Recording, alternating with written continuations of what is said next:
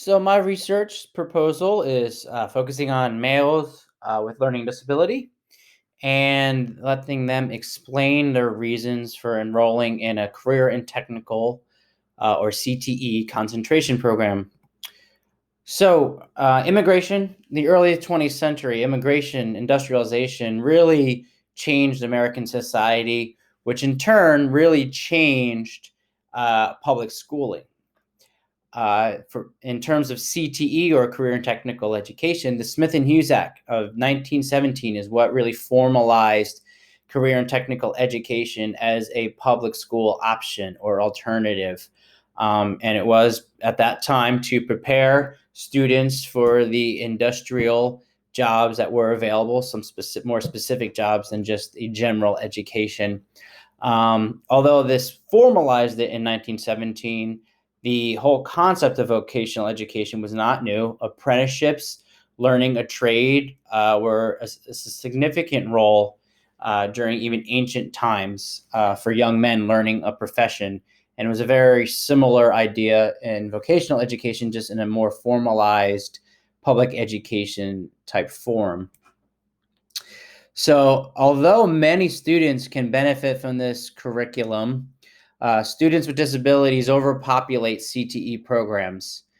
Specifically, males with learning disabilities are overrepresented in CTE concentration courses, which is referred to as taking 3 or more credits in one specific area. There's also something called CTE participants, which is 3 or less credits. And 96% of students with disabilities participate in CTE as either a participant or a concentrator. And to put that in perspective, in the general population overall, 58% overall participate in some level of CTE. So that's why it's pretty clear that students with disabilities are a much larger population within the CTE realm. So quantitative studies have demonstrated that there certainly are benefits for students with disabilities in CTE programs. Here's a couple. They are more likely to get competitive employment upon graduation. They are more likely to graduate from high school on time. They're more likely to earn higher wages upon graduating. And one study discovered that students with disabilities get more access to STEM tech curricula by participating in CTE versus if they participated in their traditional academic programs. Some of the quantitative studies also explored why students enroll in programs, and they do it through surveys and things like that. Some of the results showed that there was an interest in the technical trades. Some students claimed that they wanted to pursue a hobby, and some students claimed they wanted to, it was their post-high school plans. One in particular said that they believe that they enroll in CTE because of a negative self-perception of themselves, the idea that they can't achieve in an academic traditional setting. So they view CTE as the option, the alternative option, essentially. And one interesting thing to note was that although students did deem that career objectives and hobbies were a factor in choosing CTE, upon further investigation, their career goals and the CTE programs they were in did not align, which was an interesting result in that study there. In addition, stigmatization has been a part of manual change since Aristotle. Aristotle himself belittled manual labor as being less than and not as mentally rigorous. And to this day, CTE continues to be seen as a less prestigious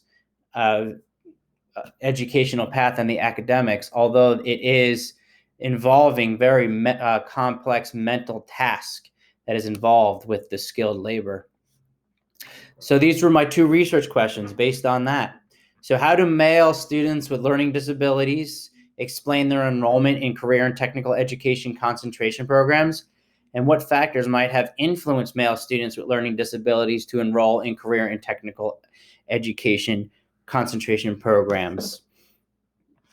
So based on the background literature and the problem that led me to my questions, some of the framework I'm going to use Zing et al.'s quantitative-based conclusions about males with learning disabilities overrepresenting CTE concentration programs. And in that study, the team, I should say, identified that the impact to the enrollment had to do with socioeconomic, parental education, and career interest factors. In my study, I want to look at those factors and understand how those factors relate to the self-image that was presented before as a negative self-image as the reason for CTE. So one of the theoretical frameworks I want to use is Gottfredson's theory of circumscription and compromise. It's a theory about the developmental stages of occupational choice. It incorporates both sociology and psychology. And what Gottfredson explains is that children engage in what she calls circumscription, which is a process when you create a cognitive maps of occupations that lead to a social space. So essentially what she's saying is that children throughout their lives will narrow their range of career options. So they might not necessarily choose a specific career, but they will narrow it down to certain types of careers. And the dimensions are based on prestige, gender, if it's seen as a male or female job, and the field of work. And she discovered that children tend to create what she called a social space. So the space of where the career options are within the same prestige of the adults' occupations within their community, which could be an example of social reproduction. So for example, in my school that I teach at, the Career and Technical High School, it would be considered a blue collar community. And we do certainly have a lot of students that select to careers within the same realm of the community as electricians and plumbers and things like that. And then once people create this social space, they compromise within that based on accessibility and obstacles. So for example, if someone says they want to be an electrician and they said that may be a little too difficult for whatever reason, they may compromise, but not so much where they go to an extreme. They may compromise and go into plumbing, for example. So although people will individualize the way they navigate these social spaces, Gottfredson discovered that prestige and gender type are the two least compromised. So most people want to stick within what would be their gender type career and what would be seen as prestigious. And those are the two that really are not compromised very often in this process. I'm also going to incorporate critical race theory, specifically microaggressions. Now, although critical race theory really does focus in on race and racism, I believe, and I've discovered and read about things that are talking about the intersectionality with these similar concepts with ableism. And it's the same idea of disability as a social construct. And that social construct may lead to oppressions. And right now, racial oppressions are certainly in a hot topic and are certainly important. And I also just believe that attaching it to disability, there's a lot of similarities, but it seems to be a little more hidden in education in terms of disability. But it still can be somewhat oppressive, possibly. I'm going to incorporate critical discourse analysis into doing all this. I enjoyed reading about CDA as a framework to make these connections between the microaggressions, the stages of Gottfredson's theory of circumscription and compromise, humanistic qualities of CTE, race, and ableism. And I felt like the best tool to incorporate all of these and see these patterns and see the connections would be through a critical discourse analysis. So that's sort of my tool that I want to use to analyze the data. The method, the design I want to use is a narrative inquiry. I believe stories are powerful. way of gaining some qualitative information. And like that quote there, storytelling, it's crucial to deconstructing social constructs. So, and really to understand if being labeled with a disability is oppressive, if it is similar to, critical race theory, I think a narrative inquiry would really highlight that, especially with the focus on microaggressions using that critical discourse analysis. One of the reasons I want to use the narrative inquiry is the CTE policies. They're very heavy on social efficiency goal. So a lot of the CTE policies in America focus a lot on, students or CTE participants and concentrators getting good jobs within the fields. So it's not necessarily social mobility. It's more about the idea of obtaining good competitive employment within the technical trades, which is certainly a needed area in America. So the policy is very focused on an efficient American economic system. However, some of the research with students has demonstrated that students actually desire CTE for more democratic goals. They want to learn about themselves. They want to learn skills. And it's not necessarily finding gainful employment as their top priority for CTE. So I think narratives can really be a powerful way to highlight this discrepancy between the policy that is created for CTE and the students that actually enroll in CTE. My plan is to have 10 to 15 high school freshmen of different racial, ethnic, and socioeconomic backgrounds, but they're all males with learning disabilities at the same application-based comprehensive CTE high school.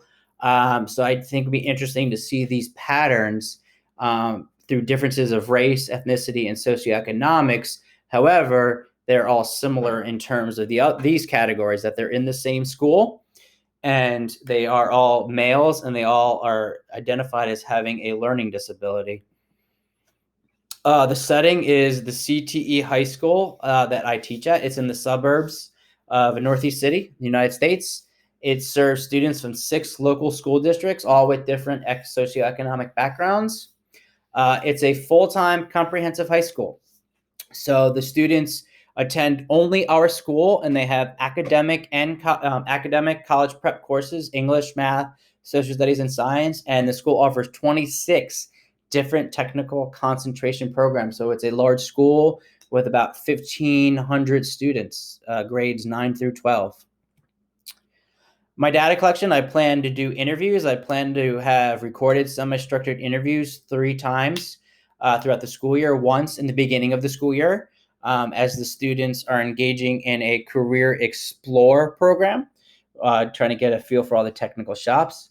I'm going to do observations in the academic and technical classes, and I'm going to look at some documents, their IEPs, their admission essay they have to write to enroll in the school, and I'm going to look at the technical teachers' evaluations of the students that as they're going through that career explore program, trying to find which technical shop they like. Using this data will allow me, this diverse data will allow me to triangulate the results a little bit better to really get a better feel for what's going on and really create a better story. Some ethical things, in any social science, objectivity is near impossible. I'm co-constructing stories with students. My biases and values may show. The participants' biases and values may show in this construction of the story. We always need to remember the story is only one side, one perspective of the story. So we always got to keep that in mind when it comes to storytelling and developing qualitative research using storytelling. Additionally, some of the participants, may identify there's certain painful memories. They all have been identified for special education for some reason. So that means they probably have struggled in academic subjects. There's probably been some failure, and there might be some other detrimental experiences in their schooling. So some of these memories might be a little upsetting for the participants to explore as we try to construct their educational stories that led them to the CTE program.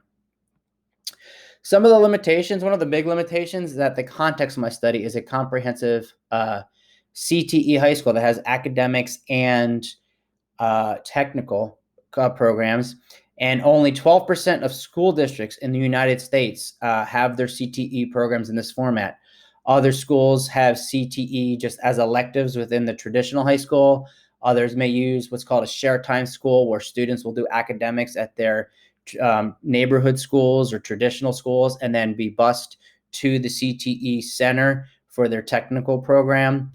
Some of them may not even have ninth graders or freshmen in there. So it might be a little difficult to generalize, because this is certainly a very unique environment. If only 12% of the country really models their CTE programs in this vein. Additionally, we are, I believe, the second or third largest CTE school, comprehensive school in the state. So again, it's a very unique situation. And also co-constructing, stories. It's reliance on memories, and memories are malleable. The perspective is one version. They may be not 100% accurate with the memories.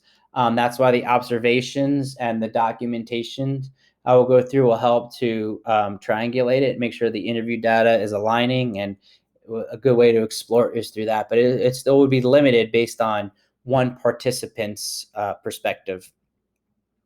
The significance is that males are a social group that are not viewed as oppressed, especially white males, and that certainly is true. They would not be considered an oppressed group. However, when we add the disability piece, disability is seen as an oppressive group. So I wonder if we can explore if the disability creates an oppressive educational environment, even though they are males, which would be the non-oppressive group. So it really is going to explore this intersectionality, especially if we look at some, people, males of color, so race with learning disability. How does this intersectionality play a role in the overrepresentation of males with learning disabilities in CTE concentration programs? And it's really going to help CTE policymakers and instructors. Like I said, a lot of the policy is very focused on social efficiency, making sure they have workers in the technical fields.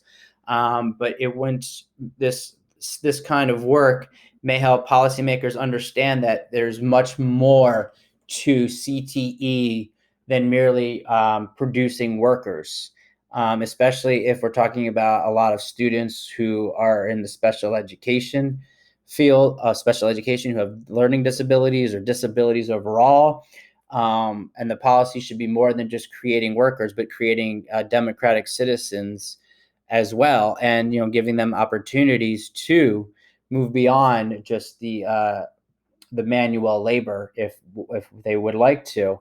It could also help instructors design appropriate curriculum and programming in CTE, understanding, what is the motives, why are they here, why are they there, what made them want to choose that, and sort of aligning policy and instruction better than it currently is.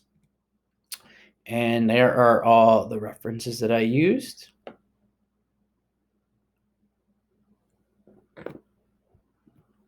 And thank you.